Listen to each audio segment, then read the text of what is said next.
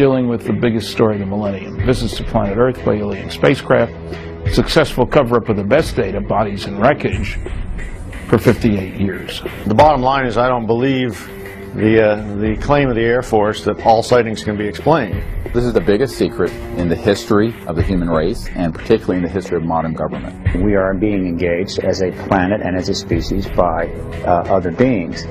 The Canadian government is how I actually proved that the U.S. government was covering up their collection of UFO sightings and records.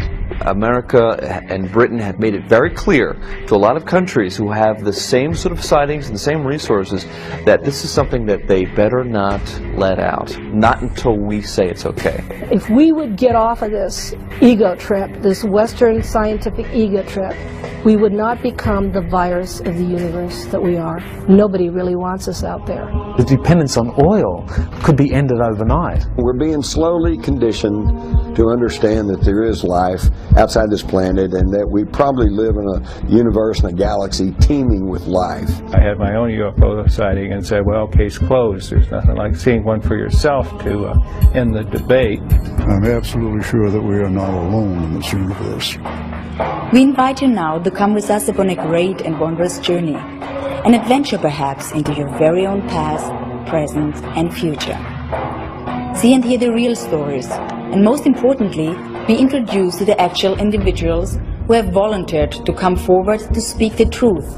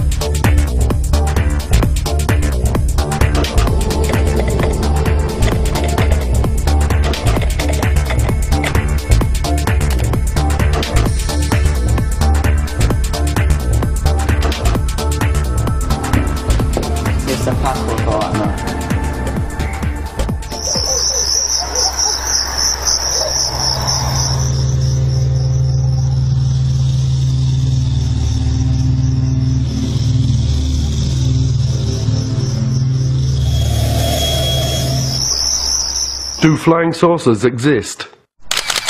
Are extraterrestrials real? Is there a government cover-up? For nearly 60 years, denial has been the only official position of the governments of the world relative to UFOs, alien abductions, and extraterrestrial contactee reports. Endless debates have raged over the thousands of documented cases that have been brought forward without official recognition. Some have been monumental incidents involving hundreds or even thousands of people. Roswell, New Mexico, USA. July the 4th, 1947. A flying disc crashed. The debris and alien bodies were flown to Wright Field Air Force Base in Dayton, Ohio. Suffolk, England. Rendlesham Forest, December the 26th to 28th, 1980. A triangular-shaped object illuminated the entire forest with white light. The object had a pulsing red light on top and a bank of blue lights underneath. It left ground traces and radioactive anomalies. This was a multiple witness sighting by military personnel. Belgium.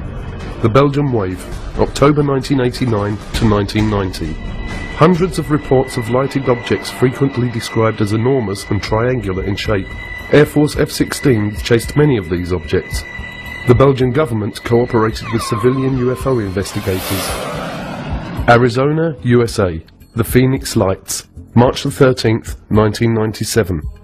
A huge V-shaped object hovered over Phoenix for 10 to 15 minutes, observed by tens of thousands of people. Mexico. The Mexico Flap. Hundreds of objects appearing alone and in clusters appear throughout Mexico, observed by tens of thousands of people.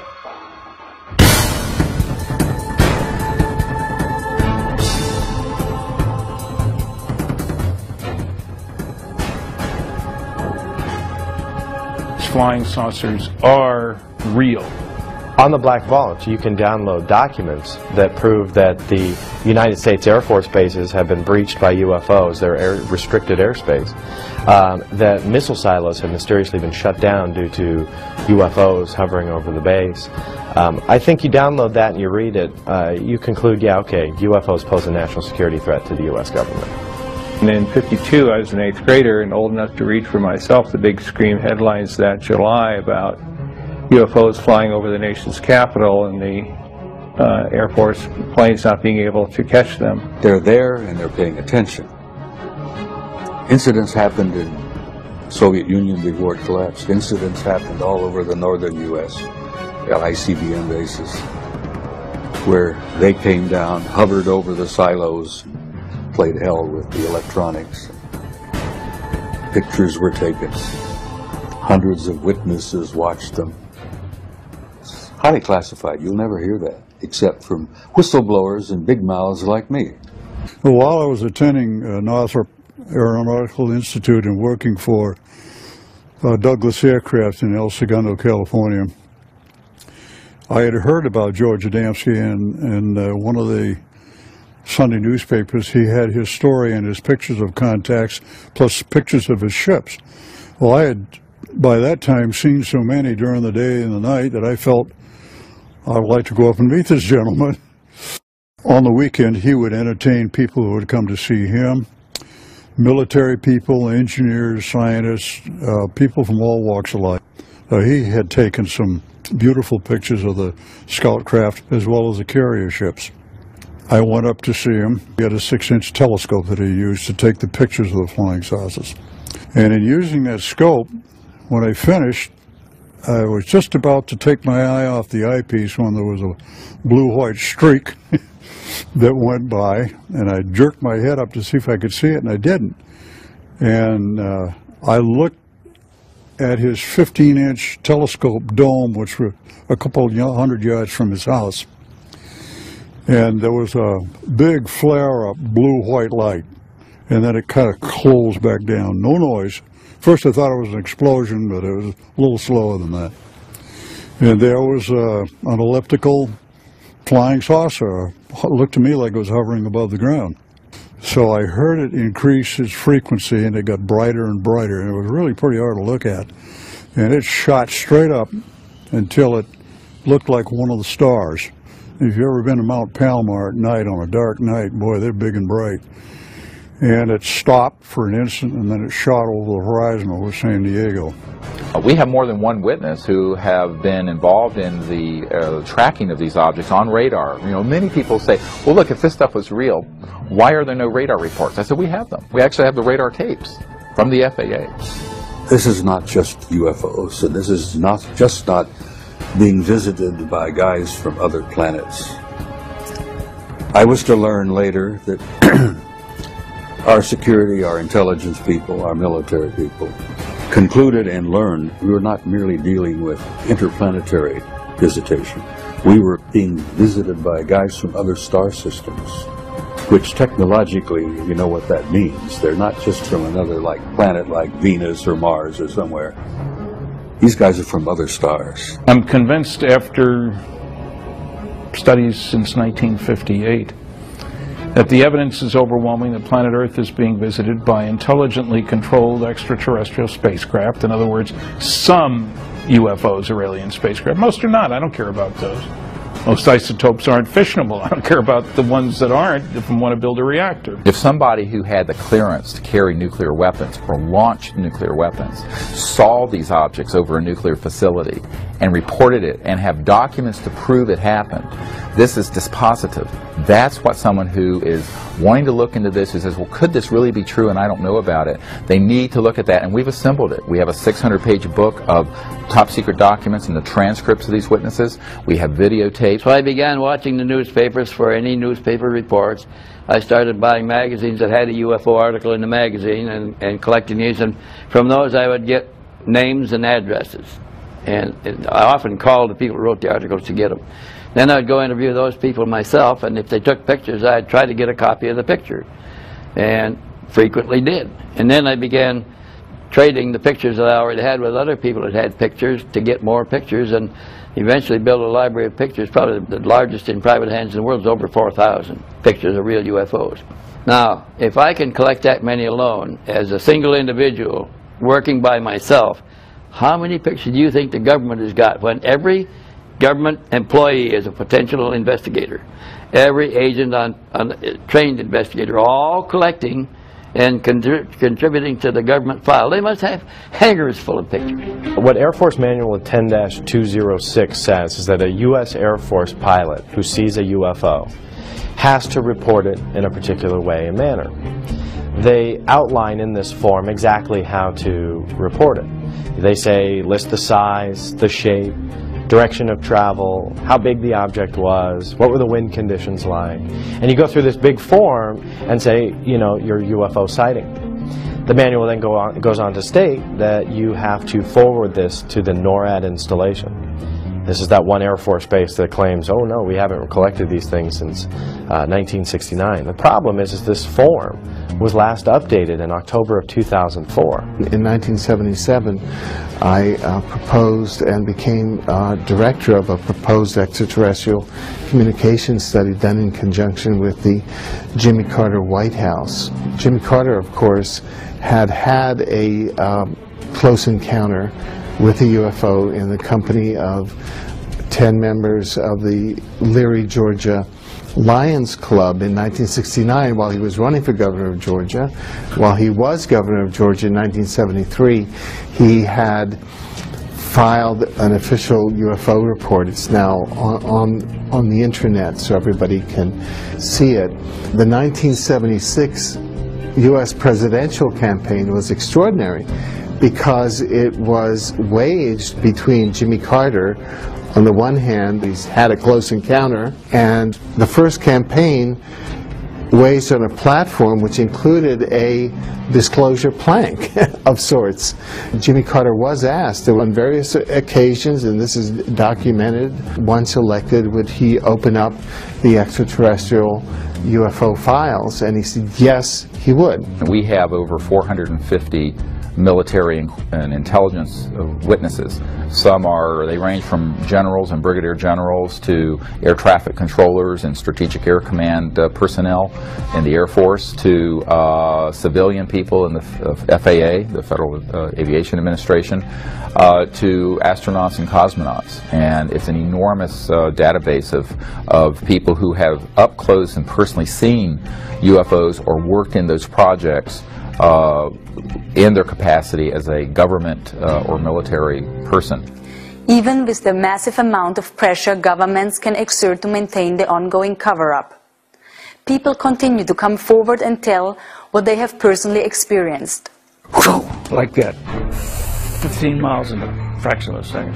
I disengaged the autopilot to push the nose over because we're at a collision course, and when I did, I just saw it head on. It's 300 feet in diameter. We knew that. We had a knowing, like somebody was telling us, 300 feet in diameter. So at that time I heard a hell of a noise. And I said to Fred, what the hell was that? He said, well, the navigator and the radio man ducking fell, hit their head, one hit their head, hurt their arm, they're scrambling on the deck. So I thought it hit us underneath. So I said, well, where in the hell did it go? And Fred said, it's right over to the right. I can see it. I couldn't see it. So it drifted forward about 5 miles from it. It never got to the altitude that we were at, a few hundred feet below. I began to watch it. Well, we knew then it was a friendly encounter. They just wanted us to see him. So then I went to engage the autopilot again. The magnetic compass was going like this. And the bird dogs, which is direction finder, the two bird dogs, they were pointing right at this thing, just vibrating like this. And there were a lot of electrical things in the airplane that went haywire. So I told Fred, did you see that coming? He says, it was close, it was doing this. And so I went back to the vacuum operator. That's the old airplane, the vacuum operator and hydraulic operator control, so I go back to that. And so then we sat there and watched it for a while, because it just paced us, stayed with us. And so the other crew wanted to land at large engines, so I sent back, they came forward. Al Jones, which was the original plane commander, took my seat. And was still there, he was watching it. And as I was walking back aft, he decided he was going to chase it. And so he disengaged. When I get back aft, I wanted to see how the passengers were doing. They're all on the right-hand side. They could see it underneath the wing. And then, oh hell, I recognized the doctor back. He was a psychiatrist out of Bethesda Naval Hospital, plus a lot of other things. So I said, I better talk to him first. So Cornell said, did you see what we saw, Doc? He grinned at me and looked me straight down. Yeah, and he says, yeah, that was a flying saucer. I didn't look at it. I don't believe in such things. When I was 16 years old, I was walking down the street in Arlington, Virginia, and saw 7 red light type UFOs over Washington that made headlines around the world.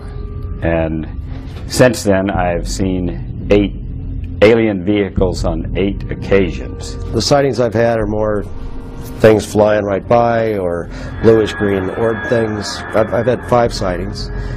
Never reported them because I don't need the grief. But the trick is you can't mention the company name or be in company uniform. 2 of my friends, excellent pilots. One of them was a famous pilot, and they both got fired for doing interviews like this, but they were in uniform. Since I've been a child, I'm looking up into the sky thinking, is there more than just us human beings in this huge universe? And now I do believe there is more life forms, different life forms, and more dimensions than we can perceive. I've had several sightings. Probably the closest sighting would have been back in 1974. I was driving back between Ottawa and Montreal, going towards Montreal. And I remember going on the highway, and we came within literally probably several hundred feet of a huge ship. And at first, we were driving away here, and I'm thinking, am I really seeing this? And we slowed down and sort of peeked out, and an enormous ship. I would have to say that it was 2-3 times the size of a 747. And it completely silently glided over across the highway, and we saw it go off into the distance. So there was no mistaking that that was not anything at that time that would have existed conventionally or militarily. I was a lieutenant from the Bulgarian Air Force. My plane was MiG-21. What I believe there is much more going on than we can see with our naked eye. Being in the 3rd Battalion, 7th Marine Regiment, we were pretty active. We were on the East Coast in an area called the Punch Bowl, which is just down the road from Heartbreak Ridge. We had a lull in the fighting, so we just sat around and played poker. And somebody looked up and said, "What the heck is that?" We all looked up, and there was, it looked for all the world like a chrome hubcap setting up above us. And if you looked at it, it kind of had a watery, shimmery look and a little bit bluish white periphery. And from time to time it would appear to be elliptical and sometimes circular. So I imagine it was rocking a little bit. And it's just a hint of a dome sometimes on it. But we watched it, and our colonel came out and took a look at it. He made a phone call. Pretty soon, 4 F-86D model Sabre jets came out, and they tried to get to the object.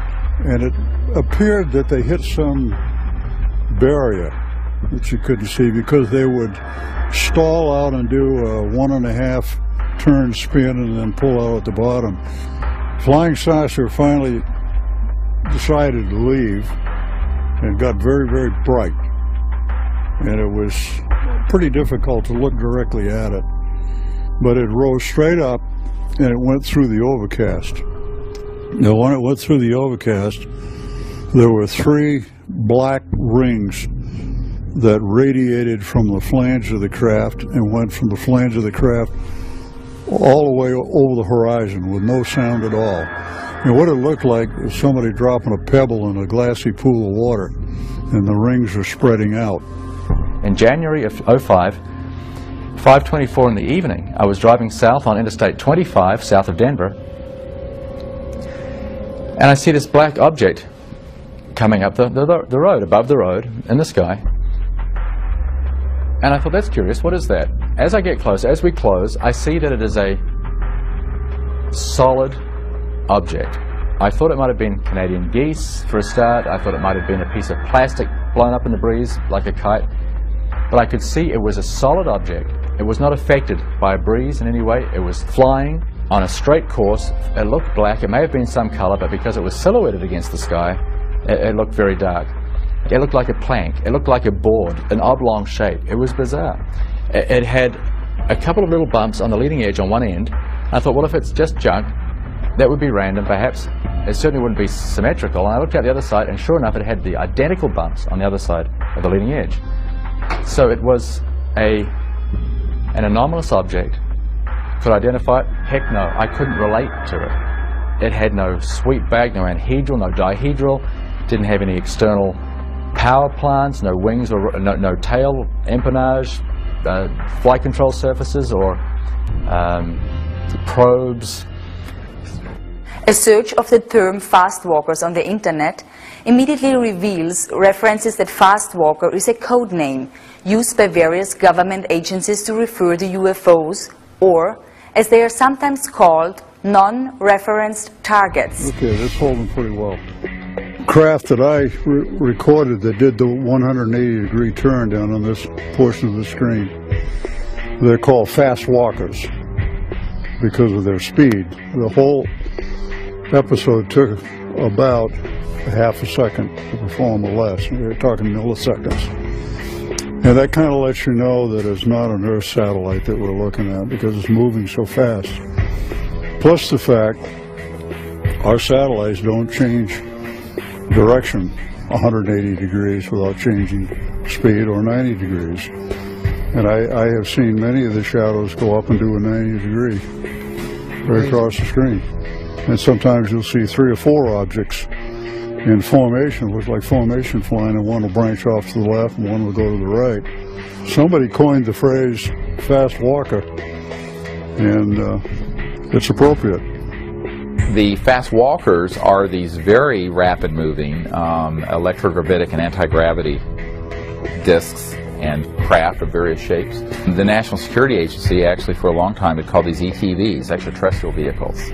And from the military who have tracked these objects, and they've been called fast walkers because, as opposed to slow walkers, which are satellites, because they move at enormous speeds. For example, they've been tracked at going tens of thousands of miles per hour in the atmosphere and make a right-hand turn without decelerating. Well, you can't do that with a conventional system. You have to correct for gravity and mass inertia. That's what these things are doing. So these have been tracked on dedicated and classified radar systems. Occasionally, people who are on an ordinary system will pick them up.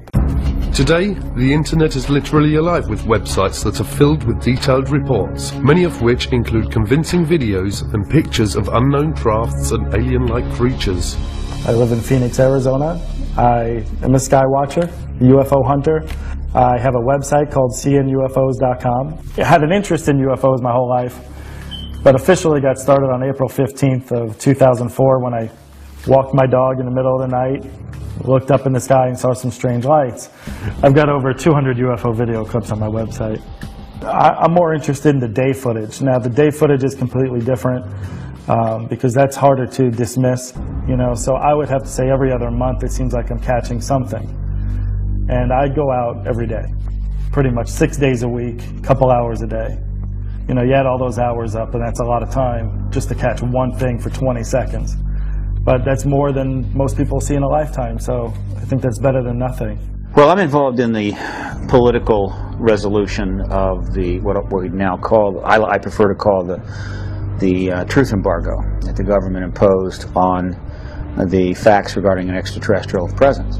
That presence has been established, I think, many times over by the citizen science research that's been going on since the 40s.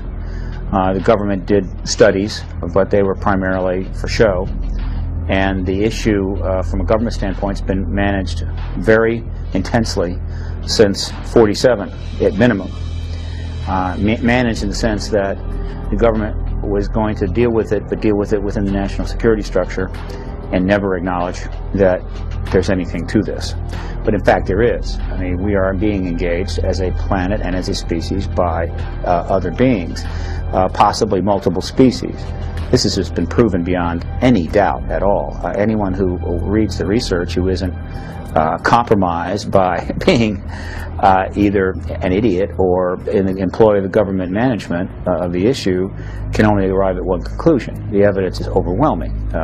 Videotape, daylight discs, nighttime discs, photographs, direct pilot sightings by the thousands, millions of sightings around the world, direct testimony from direct government involvement, and of course you've got an entire contactee body of evidence that's now in the tens of thousands of reports. Now, like never before, astounding events are transcending national and geographical boundaries, currently happening in Brazil and Mexico. Unprecedented UFO sightings are sweeping the entire area of South and Central America.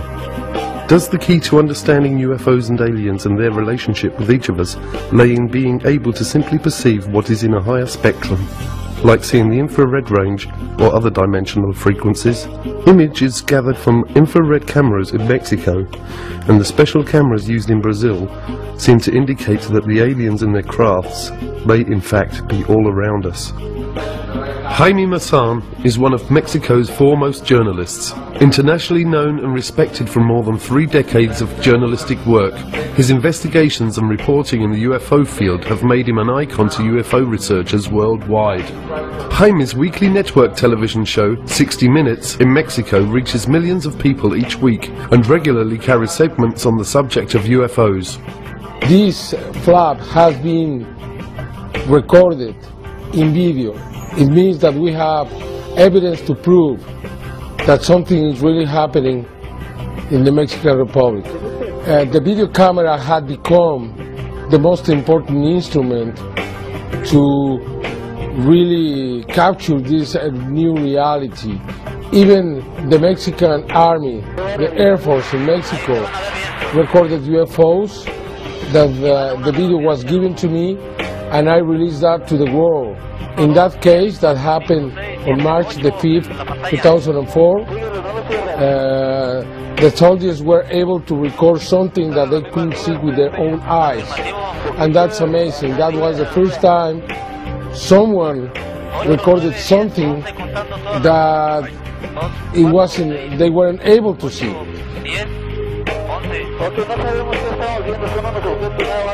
With Jaime Maussan aboard a plane coming from San Antonio to Mexico City, flying over a place called San Luis Potosí to film a UFO following the plane. It was detected by the radars and I have everything on film. So for us it's normal. Maybe because we're searching for it, maybe because we are trying to look for this reality, maybe they are following us. I don't know, but it happened to me that at least 50 times, maybe more. There are objects that we cannot see with our own eyes, but they are there, they are watching us. In the last months in Mexico, after thousands of videos, we have been registering some of the most spectacular videos. You can see hundreds and hundreds of objects making formations and flying together, exactly the same thing that you can see in the military video. These formations moving at the same speed, in the same direction, at the same altitude.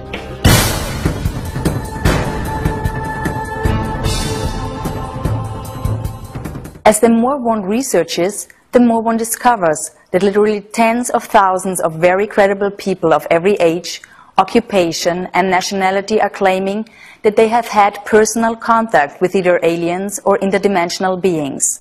Credible researchers now say that as many as 60 different species of intelligent, superconscious beings have been interacting with humanity for millions of years. Physically, they're humanoid. Their skin is as white as a piece of paper. Throughout much of their adult life, they're the same height that I am, 5'11", 6 feet tall. Their eyes are perhaps twice as large as ours. They're typically blue eyes with white pupils, although when they get older, especially the men, their eyes take on a pink shade.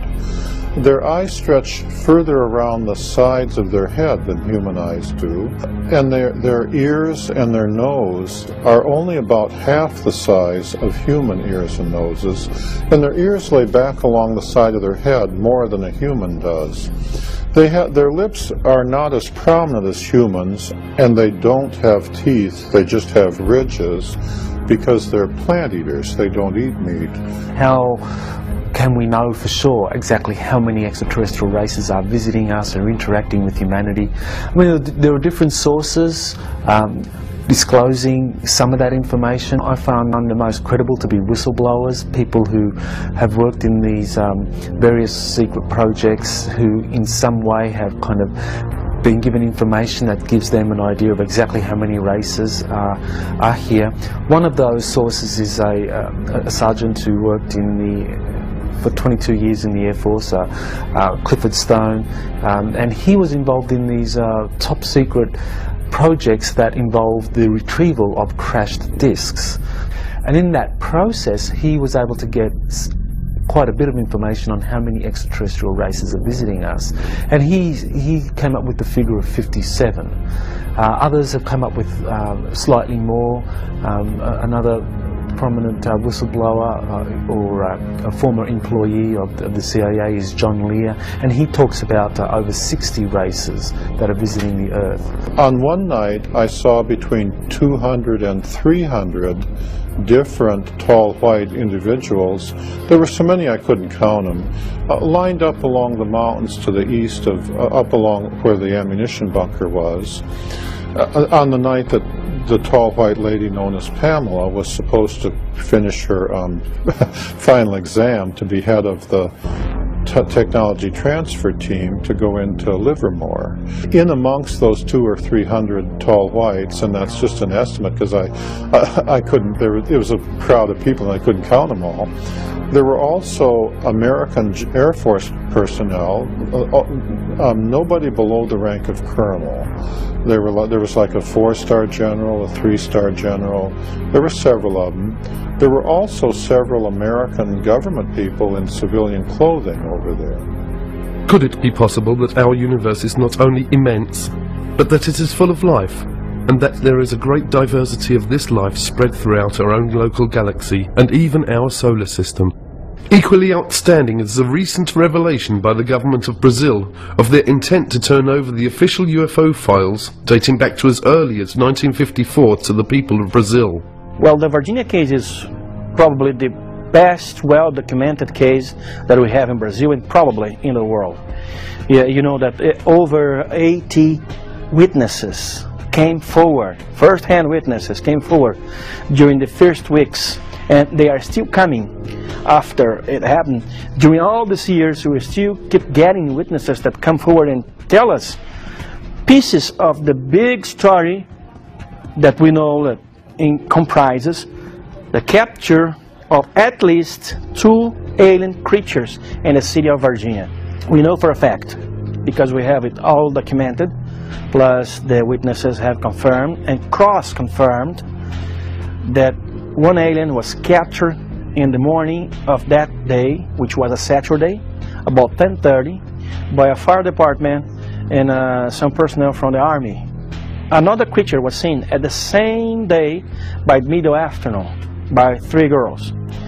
It was them who called attention of all the city to the fact that strange creatures have been seen, because when the first one was seen and captured in the morning, it didn't draw too much attention. But at the afternoon, when the girls saw another creature and then spread the word to everybody, we saw the devil, that's what they thought they saw.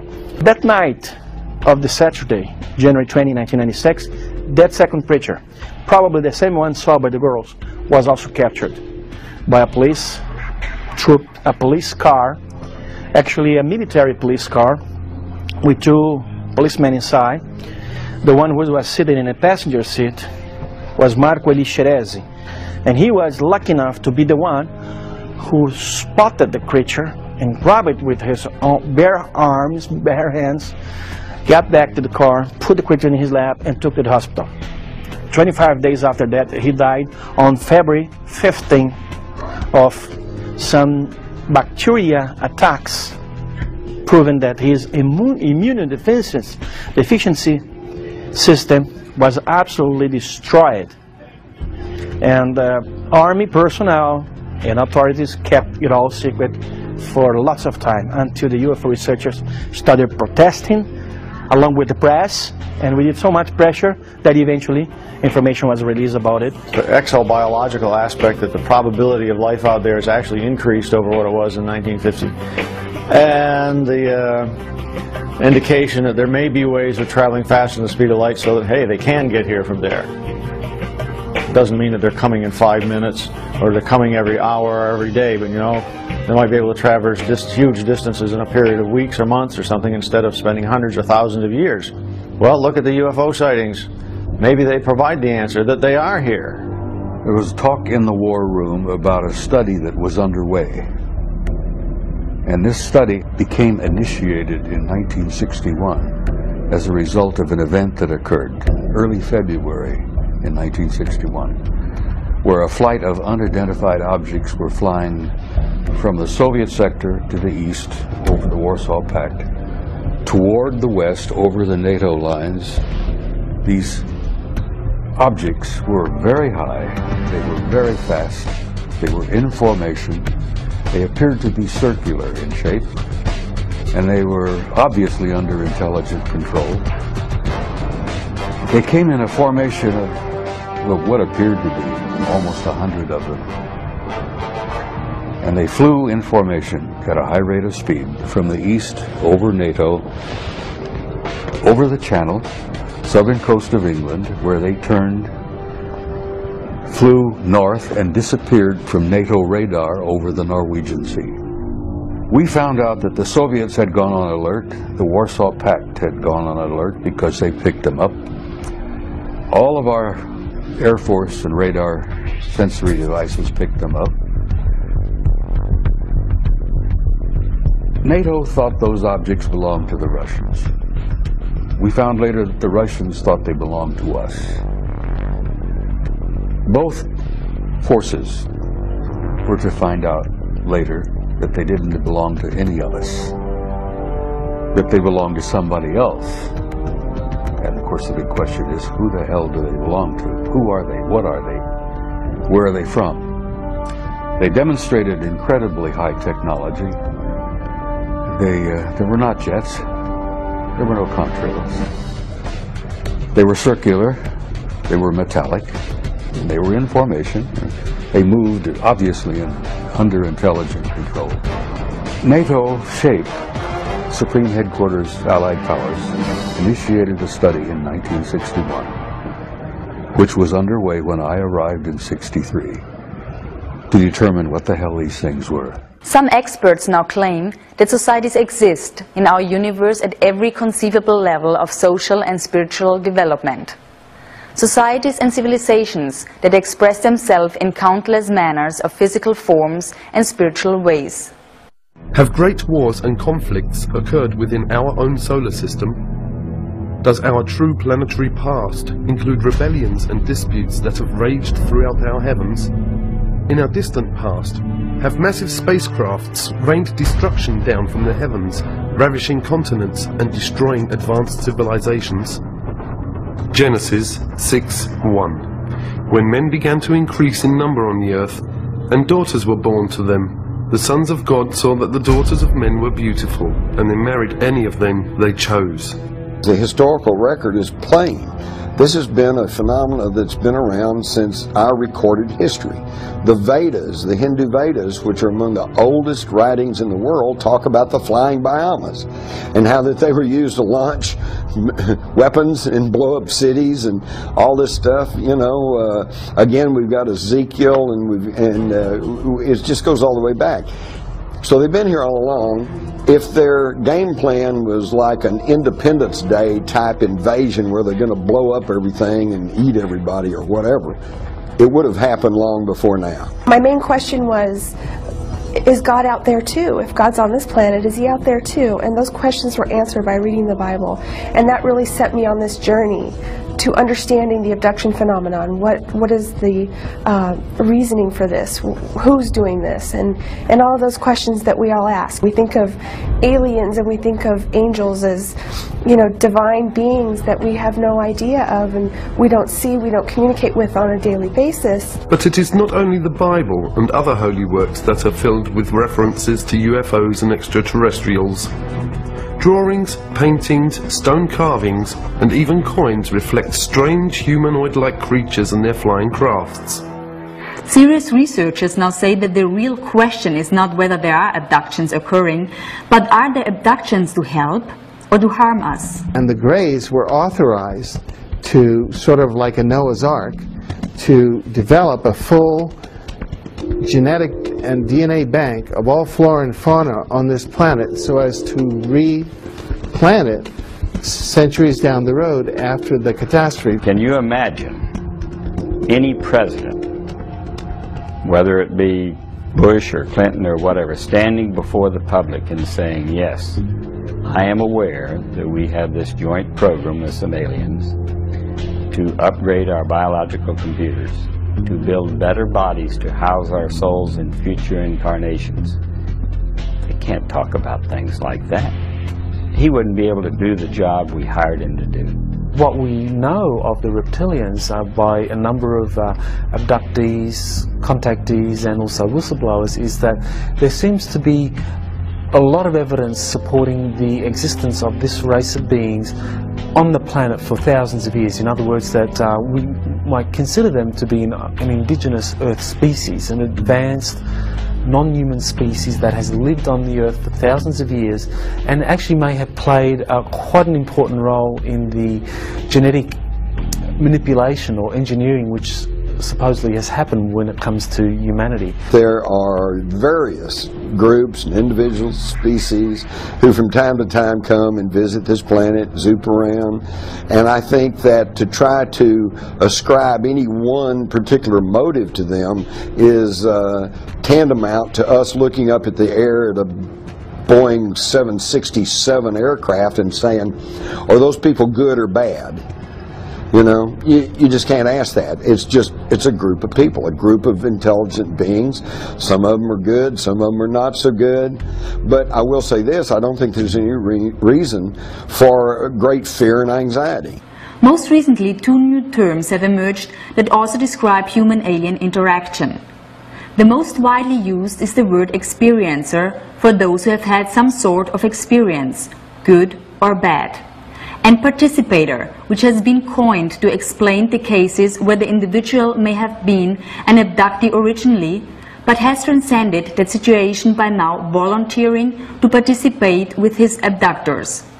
My contact with extraterrestrial intelligence occurred when I was aboard my sailing boat in Hawaii in the Honolulu harbor. And it was early one morning, it was about 5 o'clock, and I had gotten up early and I had gotten a cup of coffee and I'd gone back to my bunk and I was just laying there completely dressed, trying to just look at the beautiful sunrise that was occurring through the large skylight above my bed. Then suddenly the most incredible energy enveloped me and the whole room began to like glow and glisten, and a beautiful woman materialized right next to my bed. And at first I thought I was dreaming or hallucinating. And I said, you can't be real. And she said, well, I am. And I said, well, why are you here? And she said, I'm here as a representative of a group of friends that want you to come to a briefing. The room was lit up completely, but my eyes were closed. I knew somehow not to open my eyes. There was something telling me, don't open your eyes because you won't like what you're going to see.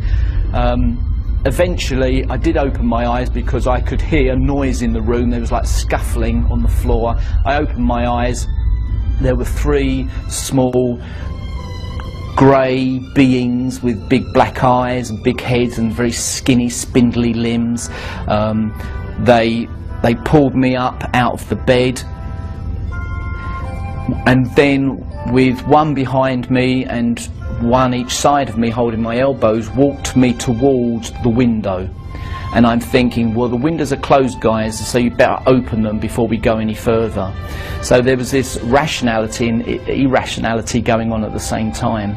I boarded what could be called a saucer. It was some type of an interdimensional vehicle that took me to the briefing that was occurred on a planet, the local planet here in our system. It was Jupiter. And the whole planet just radiated with the energy. And I spent time there with these incredible people or beings.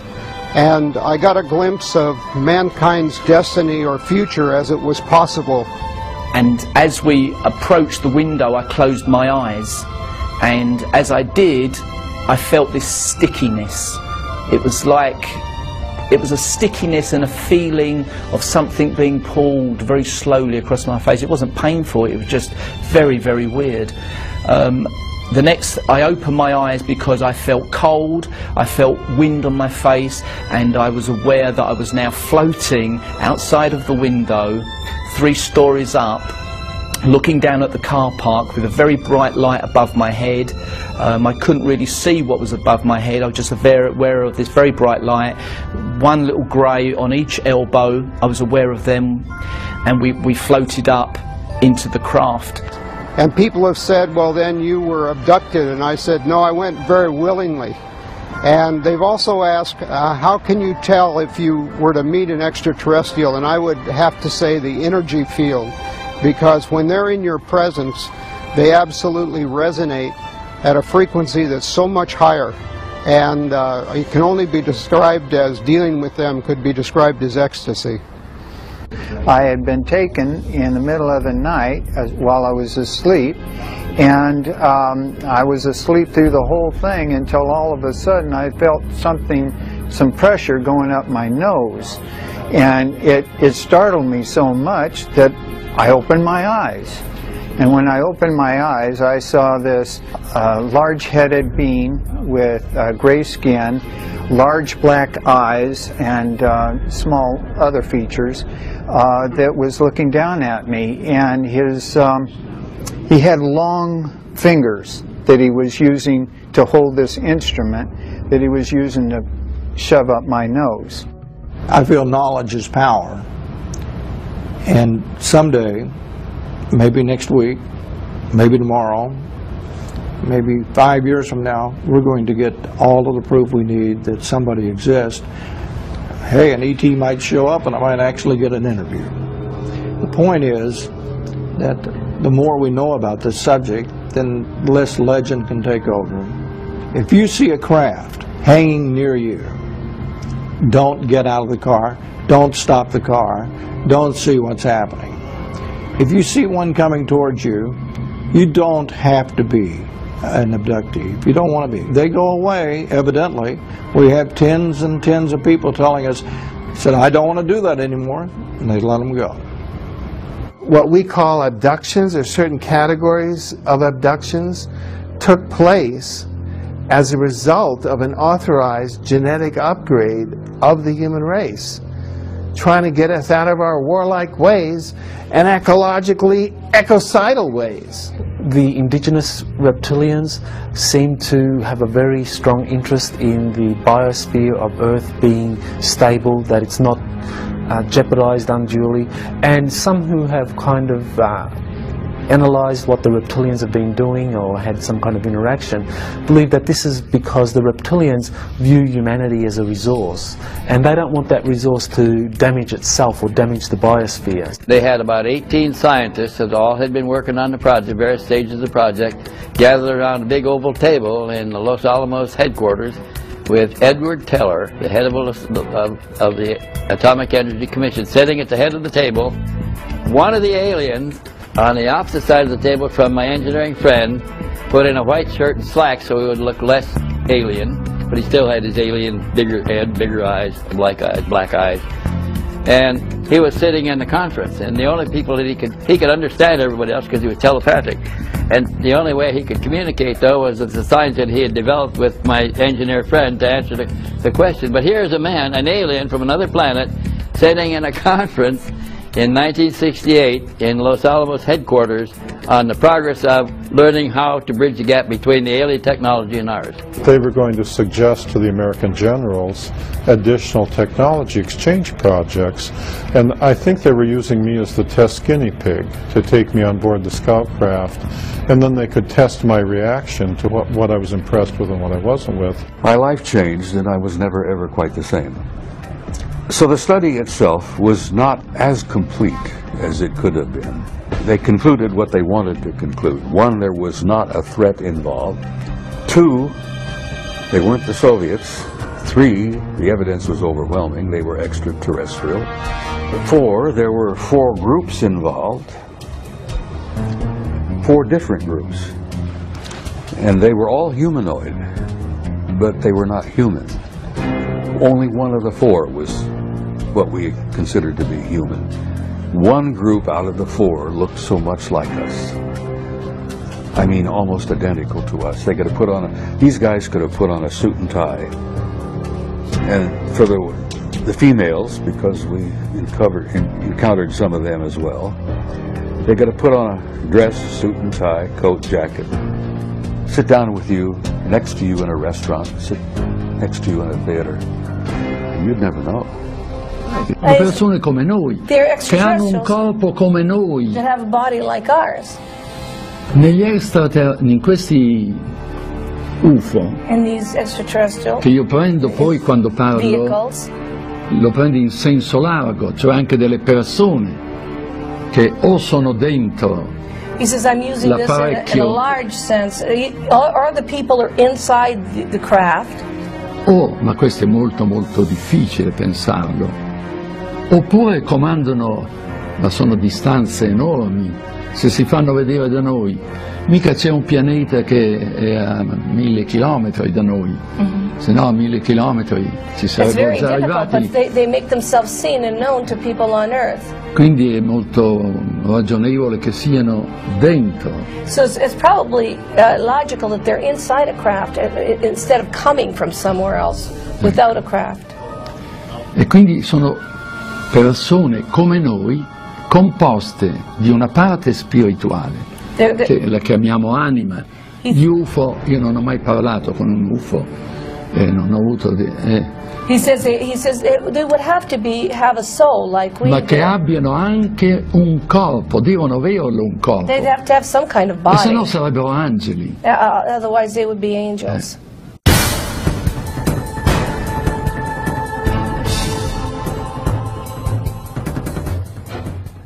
How can countries, one of which actually borders with the United States, be having UFO visitations by the hundreds when other major nations of our world insist that they are not? And even more importantly, how can these countries' governmental policies, both official and otherwise, be that they never have had UFO or alien contact? The only logical explanation is in fact that governments are willing to lie. For the past 9 years, I've been researching into the United States government files on what they have on the UFO phenomenon and all sorts of different conspiracies. And I've reached 183,000 pages of government documents on the internet. There is a political block, what I call a truth embargo, instituted by the government, that they are not ready to formally acknowledge this, quote, presence. Anything that involved absolute proof, like hardware and bodies, was siphoned off completely into another track. They just can't allow information to come out overnight so people would be perturbed and actually demand that something be done about it. They stonewall it, deny it, lie about it for, 30, 40 years, and then finally just announce it as if it's fact, and everybody goes, yeah, okay. It's clear we're dealing with a cosmic Watergate, meaning some few people within major governments have known since at least July 1947, when 2 crashed flying saucers and several alien bodies were recovered in New Mexico, that indeed some UFOs are alien spacecraft. The government set up Project Blue Book, the Air Force did, in order to investigate this subject on you might say, a low level. Researchers, mostly regular citizens, have proven without a doubt there's an extraterrestrial presence. We're being engaged. The evidence is overwhelming. And in some cases you can actually point to where the Air Force explanation completely contradicts what's inside the sighting report itself. The word UFO is actually a disinformation term that was invented after they knew that they weren't unidentified and they knew they didn't fly. So it's sort of a mind play. When the first evidence of ET visitation and hardware and so on came along, the U.S. government took the attitude that we couldn't release this to the general public because it had extreme implications for defense. We don't want our enemies to know that we've got one because then they might try to get one. To the extent that we might be able to back engineer the technology, we don't want to tell somebody else that we're trying to do such a thing. Gus Grissom, who was probably the person I was closest to, felt that they were spam in a can, that the astronauts were just a public relations campaign for a secret military program that was spending much more. The military space program was getting, was a gleaming jewel compared to the junk that NASA was getting at the time. You can get a certain amount of information out through the large media, but it's very superficial, very brief. That's what we found. The in-depth sort of disclosure of what's really going on, who's behind it, what the agenda is, that is almost always stopped. Or if they try to do it, it gets turned into something ridiculous. I almost hate the term UFOs because they really aren't unidentified to the people that know what's going on, or the researchers too. But it's what a lot of people that have the answers felt it was safe to come out of the water, so they're putting out their information on the internet, disguised or whatever. But so these other agents, per se, they're scanning all the time to counteract what's being said by other people from Intel that think it was safe to, okay, we can put this out, or they feel like it's the right thing to do now. Enough is enough. Mankind has a right to know type thing. When I worked for Douglas, I was assigned to the Douglas Skyrocket. They wanted me to wire up a camera out on the wingtip that looked through a quartz window back at the canopy so that they could monitor the pilot to see what he was doing. While I went through the hangar, which was secured, there were two gentlemen in there. They introduced themselves. One was Naval Intelligence, the other one was CIA. And I started working, doing my job, wiring up the camera, while they sat around and talked, and it became very apparent to me that they were there for that purpose, to talk. They knew about all my flying saucer experiences, all the way from Korea. They told me intelligence, CIA intelligence group, had 3 intelligence digests, flying saucer photographs, witness documentation from all over the world, and they said that I should probably try to get those 3 copies, and that's when I wrote Admiral Freeman, and wasn't able to get the documents, incidentally. But in addition to that, they told me that I should tell people what my experiences have been. And so tell everybody you can, because they can't. They were not allowed to talk about it. There's this curtain of ridicule that's been drawn up around the UFO phenomenon. And as long as that curtain of ridicule holds solid, the scientists will be afraid to contribute anything to looking into UFOs. And part of that curtain of ridicule involves the fact that hardly any decent papers have gotten into the refereed scientific literature. So that curtain of ridicule may be slightly opened up now that they have a paper that they can refer to, and if they feel like writing to their own papers on UFOs. The secrecy has invaded, like a cancer, many institutions, including the media, government, corporations. I got into more and more controversial and exotic subjects. I found myself a journalist without a journal. There is definitely very tight control over the flow of information in certain topics through our corporate controlled mass media. They seem to take it upon themselves to be the gatekeepers of information. Part of this information that they are keeping from us is the just absolutely immense wealth of information concerning the UFO phenomena. and the fact that it can be tracked and documented all the way back through history.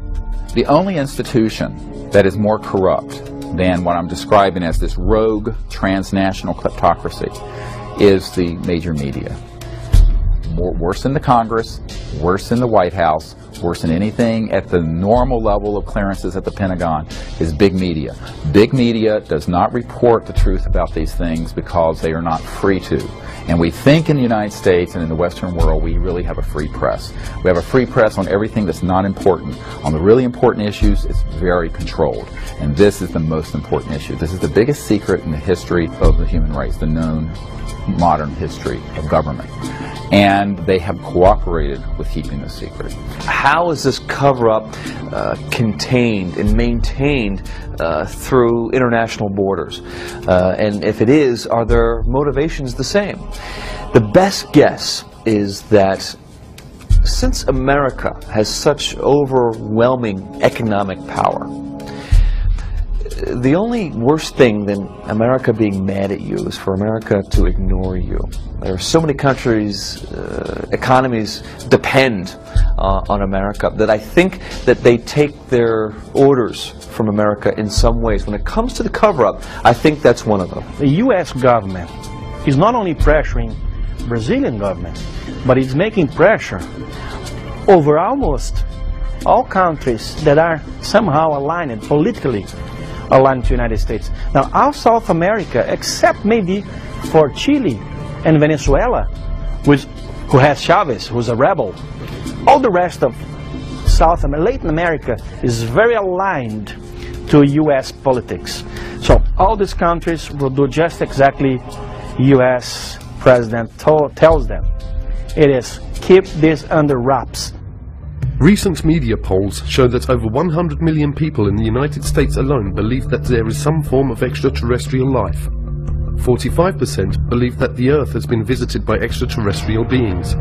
Nationally known journalists continue to turn a deaf ear to the public's demands for true investigative reporting on a daily basis, accepting instead the dribble of denial from numerous government agencies as fact, while refusing to interview the legions of researchers who have made serious scientific investigation of UFOs and alien contact their life's work. What else are the governments of the world not saying? What if there is positive proof that UFOs do in fact exist? What if that proof has existed for years, but has been hidden neatly within the fabric of a system of lies and grand deception? We need to be very concerned about the way in which this whole area has been managed by the national security agencies responsible. By maintaining secrecy, keeping people in the dark, it means that we really don't know whether this secrecy and withholding the information, withholding the technologies from the general public arena is really for the best interest of all of us. The problem has been since the early 50s, and I have the government documents.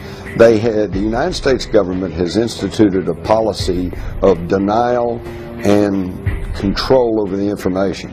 Nothing happening there, folks. Nothing happening there, folks.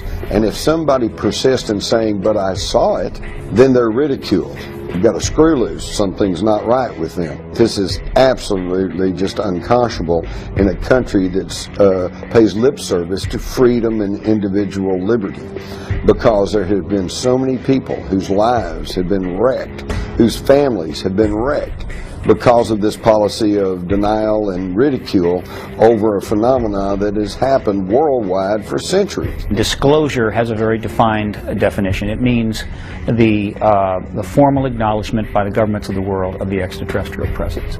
As fellow inhabitants of planet Earth, we live in a rapidly changing world. The advent of modern communication networks and the internet has made maintaining the UFO cover-up a difficult and demanding undertaking.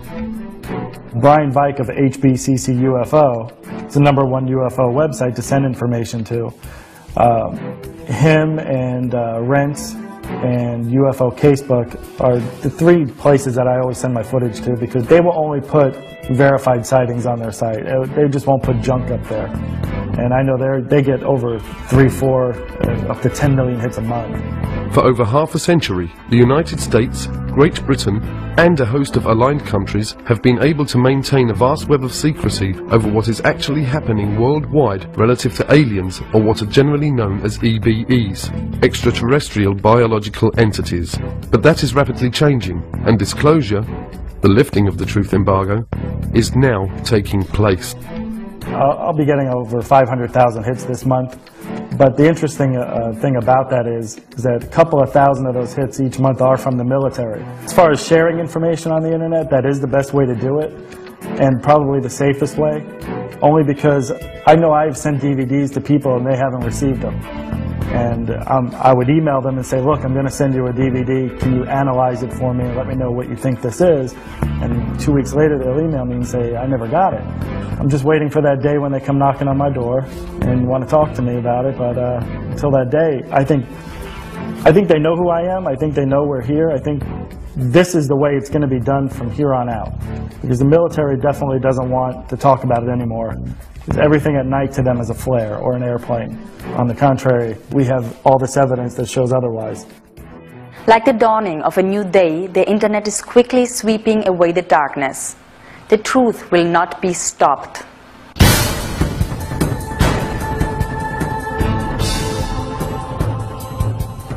We're in this strange reality, which we're caught between two worlds, between two paradigms. And the bridge between, or the door between these two paradigms is what is now called the disclosure event. Recently in Washington, D.C., a press conference was held in conjunction with an international event, the X Conference, where a panel of eminent scientists and researchers broke the silence and spoke out and called for a full international disclosure and an end to the truth embargo relative to UFOs and extraterrestrials. If I was an in-the-know person, high up in government or finance, and I knew about the extraterrestrial issue, and I knew about sequestered technology, and I knew what it could do when it was released, my position would be this. Let's keep that technology under wraps as long as possible, while we sell as much of the rest of the oil as we can for as much as possible. And then we'll take that money, and we'll use that to own the extraterrestrial technology. Right? The point is, there's always people in the know and out of the know. Sometimes it's about stuff, and you're in or you're out. But there are some things you can't have the in the know and out of the know. Basically, what we're calling on today is for the government of the United States to take the issue of extraterrestrial life, where it has been stuck in conflict and for the last 60 years, and take it out of the military intelligence agencies and put it into the Department of Education and the scientific departments where it belongs. Take it out of the threat scenario agencies where it is funded as a potential threat, and put it into the opportunity agencies where it is funded as a matter of education and advancement of knowledge for mutual benefit. There is an overwhelming mass of proven, real government documents that have been released largely through the Freedom of Information Act that show decades of, for example, airspace violations, very sensitive places by objects doing what appear to be the impossible. We have these documents from the 1940s, we have them from the 1950s, we have them from the 1960s, 70s, 80s, and beyond. So these airspace violations continue. They are provocative, they are at times seemingly confrontational. You have pilots who have been charged with going up to get these things, and they have described them at times saying, yes, it appears to be a metallic disc-shaped, there it goes. I began on this topic by trying to do reverse engineering on gravity control devices in 1968, but now I'm officially looking at leaked question documents. And some of the documents tell an amazing story. One of the leaked documents started with FDR, and FDR had set up, through Vannevar Bush, a committee called the Non-Terrestrial Science and Engineering Committee. These were guys, after the recovery of a crashed flying saucer in 1942, who were given the parts and told to figure out how they work. They came back to FDR in 1944 and asked for money. And he said, no, we got to win the war first, beat the Nazis. And then in 1947, it was Vannevar Bush who went to President Truman, who didn't know about all this, and said, by the way, we have these craft, we could do some reverse engineering in order to improve our country, to improve our culture, to improve our standard of living. And that was when the money started to flow. July 2002, right here in the Washington, D.C. area, there was yet again a airspace jet chase by two F-16 jet interceptors, which were chasing a bluish object right outside D.C. My opinion right now is the person who's going to wait for hard evidence is going to be left behind when the deluge comes.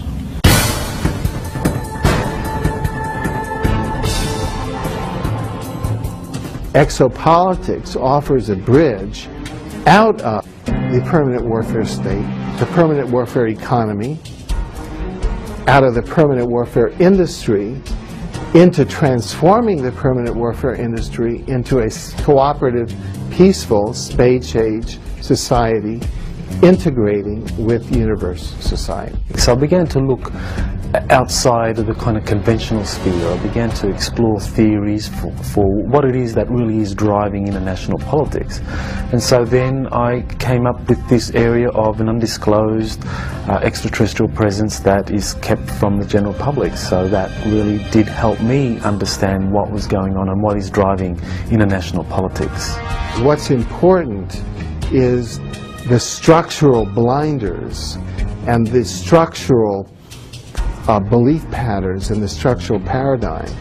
If the exopolitics model can come in and establish itself as the dominant paradigm, such that structurally within academia, the Earth is no longer flat, it is now round. Intelligent life no longer ends at the geostationary orbit. The universe is now highly populated. It's that sort of sea change that we need to unleash the huge public investment and private explosion of creativity and cooperation to turn our spaceship around to be able to survive the environmental pressures that are coming now, which have been the result of the embargo that we've been under.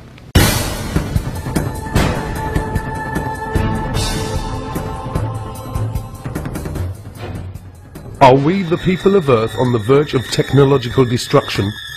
Has our use and testing of nuclear weapons already triggered an interdimensional countdown that is now moving us as a planet towards some kind of interstellar intervention?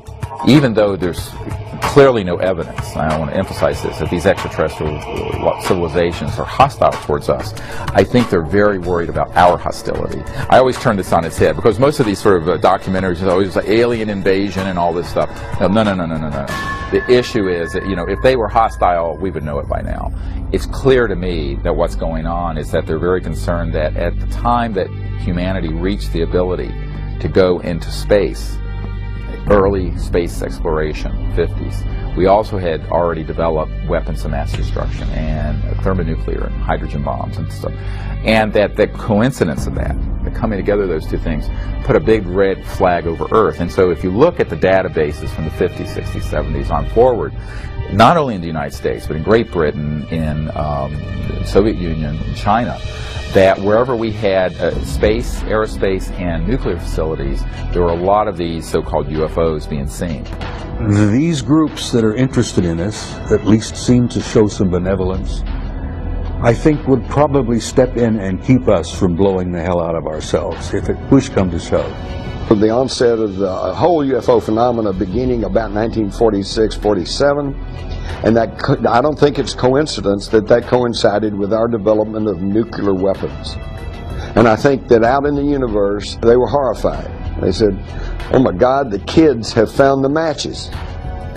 Well, they don't want us to destroy ourselves, and they don't want us to destroy this planet, and yet they're prohibited from directly intervening in our affairs and in our evolution. So I think that we've got crop circles and animal mutilations and abductions and sightings and increasing sightings and all like that, so that it's not directly impacting on us, and yet over this conditioning period we are coming to understand that we're not the only ones in the universe.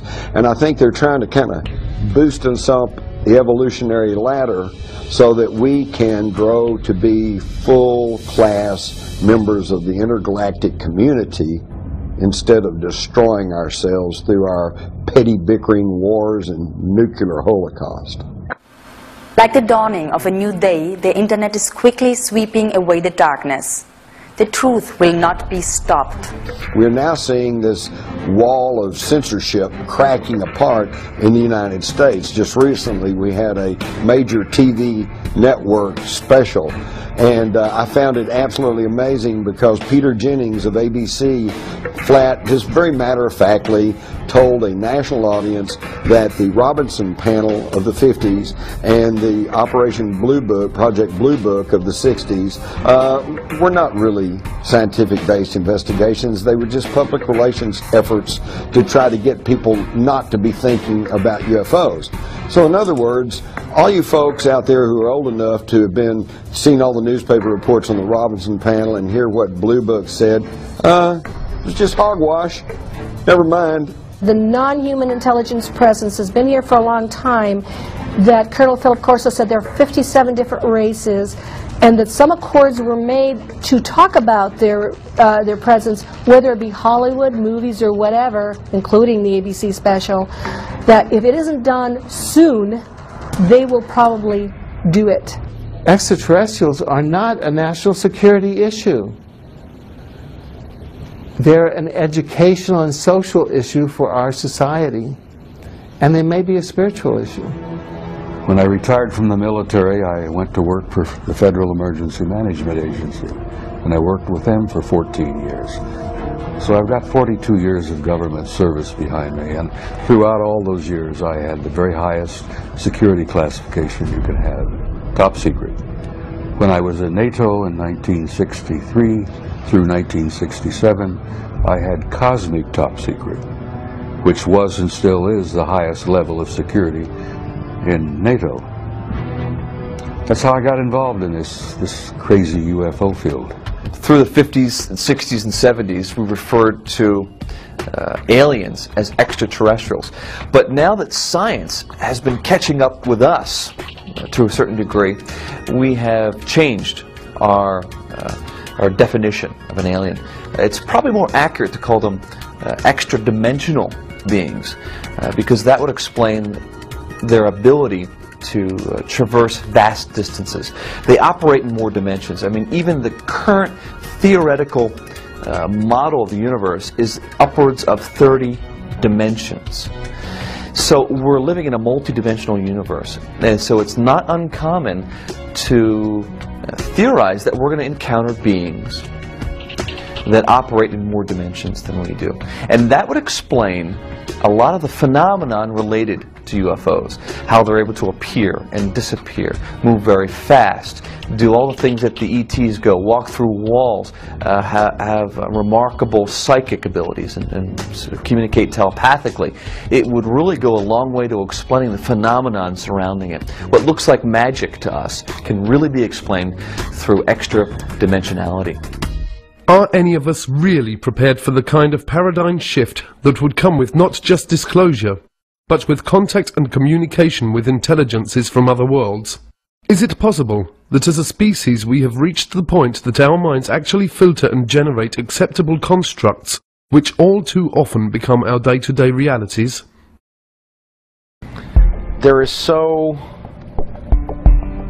little of your reality that is really based on truth that it's just stunning. Ho sentito dire che ci sono altri mondi abitati. I've heard that there are other worlds that are inhabited.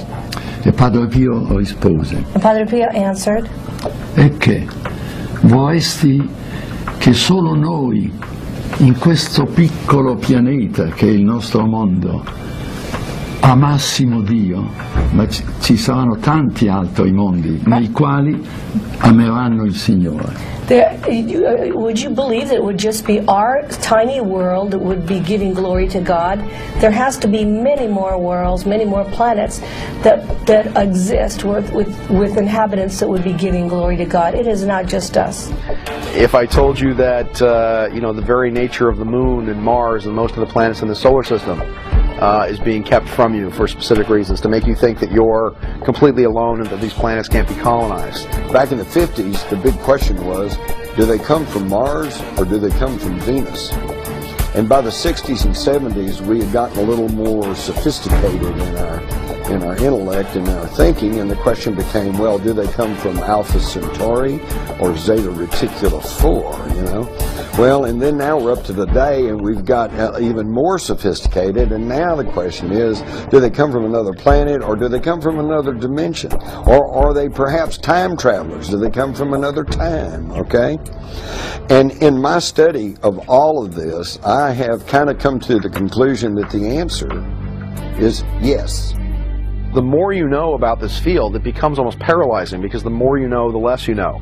The more you know, and the more open-minded you are about this, the more you realize that every answer you find just leads to a thousand more questions. Vast sums of money are being siphoned through these different agencies into the coffers of the CIA, which then forwards this money on to the DoD, and this money is funneled through the DoD and goes into the black projects which the DoD has direct oversight over. So the CIA is kind of like the bagman. It collects the money, it goes to the Department of Defense that actually administers how this money is going to be spent on different black projects. So the size, how much are we talking about? I think the best indication for just how much we're talking about here are the auditing irregularities that the Inspector General of the Department of Defense has himself identified. He identified in 3 years, it was 1998, 1999 and the year 2000. In those 3 years, they identified on average $1.7 trillion could not be accounted for in the Department of Defense budget. In other words, this was money that was being moved around in ways that could not be accounted for. And I think what that indicates is the true size of the black budget. We're looking at an infrastructure that is funded by as much as $1.7 trillion a year. Now, when you consider that the whole Department of Defense budget officially is just over $400 billion, we're talking about a vast infrastructure that is 4 times greater than the entire Department of Defense budget. As Jack Nicholson would say, you can't handle the truth. Is it possible that ancient and secret societies exist that have always had the real but hidden information? And have they, as a result of their ongoing familial knowledge, been manipulating and governing virtually all countries down through the centuries? Researchers point to the Illuminati and the power elites and their use of propaganda as carried by the mainstream media. Many believe that these powerful few actually control almost all information by implanting false knowledge and beliefs into our human collective reality. Essentially everything that you would want to know has been covered up. From the electrogenetic magnificence of your DNA being a spiritual antenna to the Creator, to the most amazing Pythagorean mystery school mathematics that is essentially freeing to humanity, in essence also very, very clear that everything in our world is a divine creation, and as the math is the expressive tool of the Creator for creationism. The United States government, the leader of the free world, is totally controlled by a wealthy oligarchy. A small handful of people that are just super rich. Most of them are not even in government, but they tell the government what to do. These are the people who are behind the UFO secrecy. They don't care if you know there's ETs out there. But if you know there's ETs out there, then you will know that there is alternative technology. And this could upset their monopolies over energy, fuel, transportation, communications, pharmaceuticals. And that's what they don't want. After all, who would continue to pay all these ever-increasing prices for gasoline that's polluting the air, choking us all, killing our kids. Why would we do that if we knew beyond any shadow of a doubt that there was non-polluting energy sources out there? This is what it's all about. It comes back to the old journalistic adage, follow the money. Everything has been covered up. The toxicities of the pharmaceuticals. You're not learning the truth about vaccinations. You're not learning the truth about various medications. The pharmaceutical industrialists, which I prefer to call the military, medical, petrochemical pharmaceutical cartel, essentially has control over the media, the mainstream media, and so it has control over the mass mind. And as a result of those powers that they assert, people are not given factual information upon which to make informed decisions. They're given propaganda, and as a result, the choices that people are making are genocidal. And I say genocidal with a strict definition, meaning the mass killing of people for economic, political, and/or ideological reasons. And those pharmaceutical industrialists are intimately connected to those people who wish to control populations. They've published the literature, what their intent is, not only how best to control populations, why populations need to be controlled, but ultimately affecting the technologies that are in place to do just that. Currently, 50% reduction in general of the planet's population that has been targeted for elimination. The disclosure project is oriented towards putting together credible government documents and these witnesses so that there is an undeniable case made that this is real and not fictitious. It started really in early 1990s, and after I had briefed the President Clinton's first CIA director on this problem, it was made very clear to me that the executive branch of the U.S. government did not want to do this because, I'm quoting, the President was concerned he would end up like Jack Kennedy. I'm not kidding. That was said to me by President Clinton's closest friend. Could it be that much of what we believe is illusion? Is it possible that the history of human civilization is not as we have been told? Have we as people been purposefully dumbed down? And have our governments only served to strengthen the bonds that bind us to our ignorance, not only of our past, but of our present and potential future? Officials in these agencies no longer represent the best interests of humanity, but are now representing the interests of a particular extraterrestrial race that they have been compromised by. So we pay a heavy price if we don't make this open, if we don't bring in transparency and accountability into this whole process. It means that we don't know whether or not those that are behind the policies are actually implementing these policies for the best interest of humanity, which is what they claim, or for the best interest of a particular extraterrestrial race. Some of the questions that we must ask include: are there bases on our moon? Are there structures and life forms on Mars and many of the other local planets? Have our governments made deals and treaties with other life forms that affect the future of all of us on planet Earth?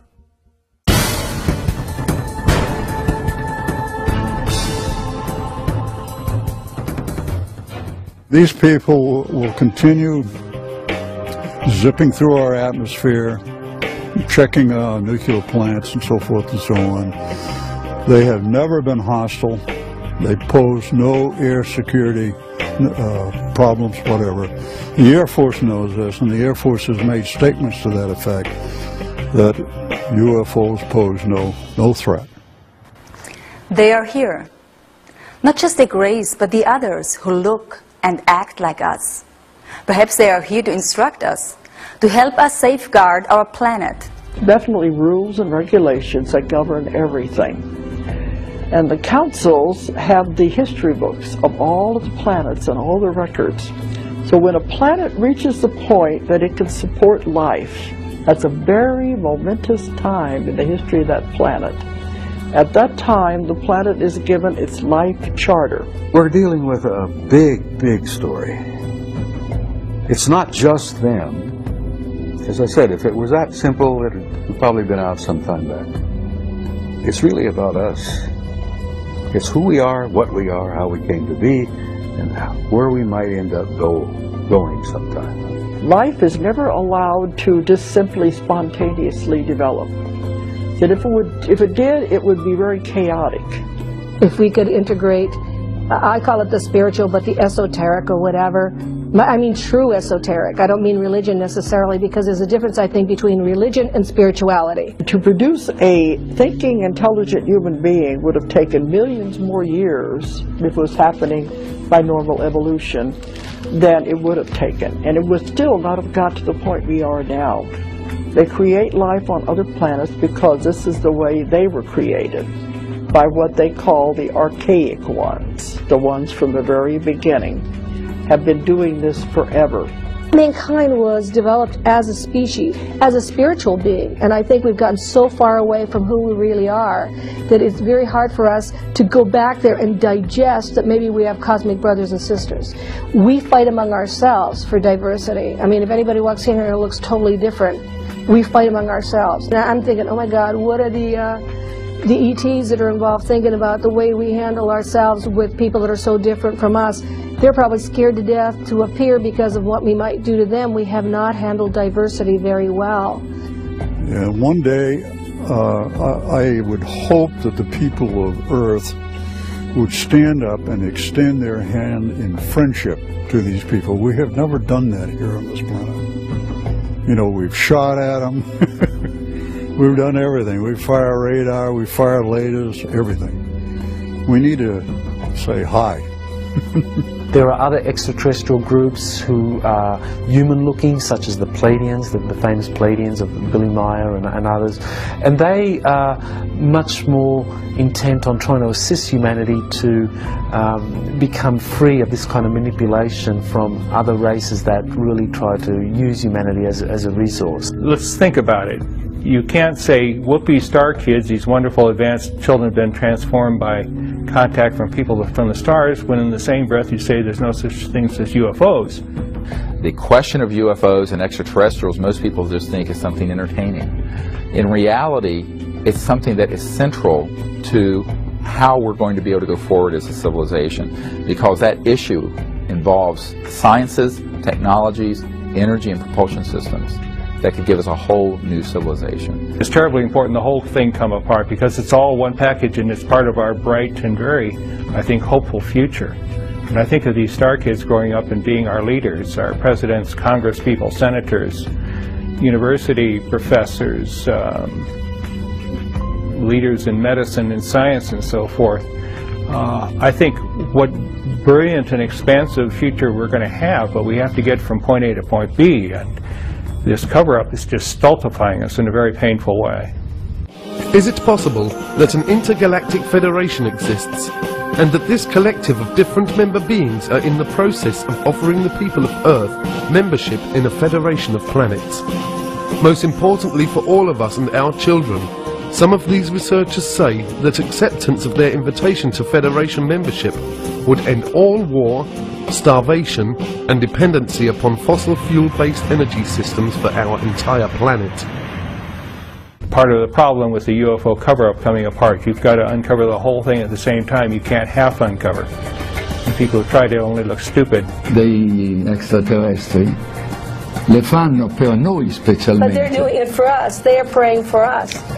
Siamo la categoria più bassa che esiste. E allora abbiamo bisogno di preghiera. We are the lowest of the category in the evolutionary scale. He really believes that humanity is the lowest of the category of the evolutionary scale, with all the proof that he gave you of the ecological problem, of the war problem, of the choosing evil problem, and all that. This is his belief system. We all have a responsibility to find out what the truth is about something like this. And it is, people have to take responsibility for looking into what the truth is. We've put together the means for people to do that. Now people have to take the initiative. And we need all the help we can get. I would ask people to help us network this to anyone and any institution that can help. The reason this is so critical is that we've reached a point in our civilization where for us to go forward as a people, we're going to have to end this kind of illegal secrecy, and we're going to have to allow this information and these technologies to get out and begin to fix many of these large problems. I've always believed our destiny is in the stars. That's a hope that I have, that generations yet to come will travel out there and will become a part of that community.